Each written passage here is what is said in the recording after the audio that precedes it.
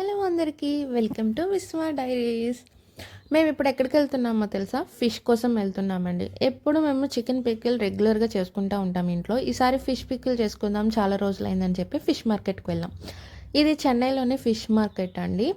మాకు యాక్చువల్లీ ఏంటంటే సముద్రం చేపలు చాలా స్మెల్ వస్తాయి. 2-3 సార్లు ట్రై చేసాం చెన్నై వెళ్ళిన కొత్తలో, కానీ ఆ స్మెల్ టేస్ట్ మాకు నచ్చలేదు.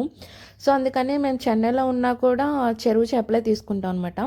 ఇప్పుడు మీరు చూస్తున్నారు కదా, ఈ చేప వచ్చేసి బొచ్చు అనమాట. ఇది చూస్తున్నాము. నాకైతే ఇవి రకాలు అస్సలు తెలీదు చేపలో, ఆయనకి బాగా తెలుసు. ఫ్రెష్గా ఉందో లేదో కూడా చెక్ చేస్తారనమాట.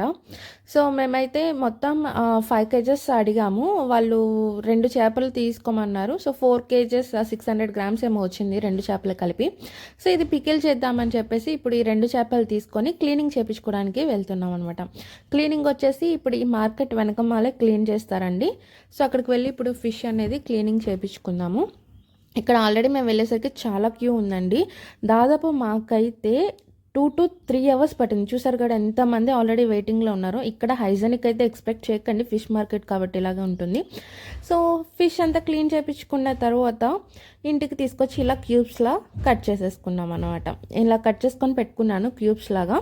ఆ తర్వాత ఫిష్ పికిల్ కావాల్సిన మసాలా అంతా కూడా ఇప్పుడు నేను చూపిస్తున్నాను కదా, ఇవన్నీ కూడా మనం ఫ్రై చేసుకొని పొడి చేసుకొని పెట్టుకోవాలి ఫస్టే. సో ముందుగా నేను ఈ చూపిస్తున్న మసాలా అంతా కూడా ఫ్రై చేసుకొని పెట్టుకోండి. అలాగే మేము 4 కేజెస్ 600 గ్రామ్స్ ఫిషెస్ తీసుకుంటే మాకు పీసెస్ అయింది 2 కేజెస్ అండి. అంటే ఒక చేపలో మాకు ఫిష్ ఎగ్స్ వచ్చినాయి, అవే మాకు 1/2 కేజీ పైన పోయినాయి. తర్వాత 2 చేపలకి తల తోక ఉంటుంది, అలాగే వేస్టేజ్ పోతుంది కదా క్లీన్ చేసేటప్పుడు. సో మొత్తం పోయి 2 కేజెస్ మాత్రమే వచ్చింది. వాటిని ఇలా పీసెస్ తీసుకున్నాము. తర్వాత తల తోక ముక్కలన్నీ కూడా పులుసు పెట్టుకున్నాము ఇంట్లో. సో ఇవి ఆయిల్లో డీప్ ఫ్రై చేసుకోవాలన్నమాట. ఇలా ఎర్రగా అయ్యేదాకా డీప్ ఫ్రై చేసుకోవాలి. తర్వాత అదే ఆయిల్లో అల్లం వెల్లుల్లి పేస్ట్ వేసుకోవాలన్నమాట. ఇది నేను శనగ నూనె యూస్ చేశాను కాబట్టి శనగ నూనె ఆబ్వియస్గా పొంగు అనేది వస్తుందండి. కాబట్టి ఎవరైనా శనగ నూనె యూస్ చేస్తే కనుక కొంచెం పెద్ద మూకుడు కానీ అలా ఉంటే కనుక దాంట్లో పెట్టుకోండి. నేను ఇది ఫిష్ సెట్ అనమాట, అంటే ఫిష్ కర్రీ చేసుకోవడానికి యూస్ చేసే సెట్టి. అల్లం వెల్లుల్లి పేస్ట్ అనేది వేగిన తర్వాత పచ్చివాసన పోయిన తర్వాత సాల్ట్ అనేది వేసుకోవాలి. ఆల్రెడీ నూనె అనేది ఫిష్ మనం ఫ్రై చేసినప్పుడు చాలా హీట్లో ఉంటుంది కాబట్టి వేసిన వెంటనే మీకు పచ్చివాసన అనేది పోతుందండి. అల్లం వెల్లుల్లి పేస్ట్ మాడినట్టు కానీ రెడ్గా కానీ రాకూడదు, పచ్చివాసన పోవాలి. తర్వాత ఫిష్ ముక్కలు వేసుకొని అంతా కలిపి ఒక 5 మినిట్స్ ఉడికిన తర్వాత కారం వేసుకోవాలండి. కారం కూడా వేసిన తర్వాత ముక్కలకు పెట్టేలాగా ఒక 5 మినిట్స్ మనం అటు ఇటు తిప్పుతూ దాన్ని ఫ్రై చేసుకోవాలి. అది కూడా కొంచెం ఉడకడం స్టార్ట్ అయిన తర్వాత ఆపడానికి 1 నిమిషం ముందు ఇందాక చూపించిన మసాలాల పొడి ఉంది కదా, ఆ పొడి అంతా వేసుకోవాలి. పొడి వేసిన తర్వాత మనం స్టవ్ అనేది 1 నిమిషం కంటే ఎక్కువ ఉంచకూడదండి, ఎందుకంటే చేదు అనేది వస్తుంది ఆ మసాలా.